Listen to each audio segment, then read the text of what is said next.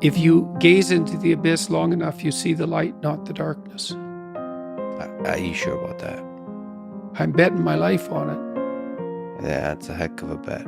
Well, that's... Because it might distort your mind to where all you see is abyss. Is abyss, Yeah. is the evil in this world. Well, then I would say you haven't looked long enough. You know, that's back to You're just a limited the swords, the flaming swords. It's like, so I said the whole story of Christ was prefigured in that image. It's like the story of Christ psychologically is radical acceptance of the worst possible tragedy. That's what it means. That's what the crucifix means. Psychologically, it's like gaze upon that which you are most afraid of. But that story doesn't end there, because in the story, Christ goes through death into hell. So death isn't enough. The abyss of innocent death is not sufficient to produce redemption. It has to be a voluntary journey to hell. And maybe that's true for everyone. And that's like, there is no more terrifying idea than that, by definition. And so then, well, do you gaze upon that? Well, who knows? Who knows? How often do you gaze upon death, your own? How often do you remind yourself that this ride ends? Personally? Personally. All the time. Because you, as a deep thinker and philosopher, it's easy to start philosophizing and forgetting that you might die today. The angel of death sits on every word. How's that? How often do you actually consciously... All the time. Notice the angel? All the time. I think it's one of the things that made me peculiar.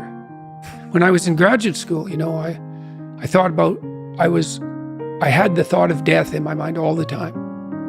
And I noticed that many of the people that I was with, these were people I admired fine. That wasn't part of their character, but it was definitely part of mine. I'd wake up every morning. This happened for years. Think, time's short, get at it. Time's short, get at it.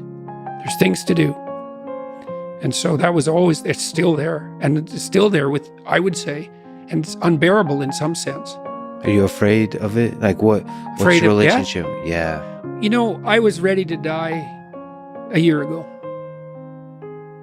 And not casually. I had people I loved, you know.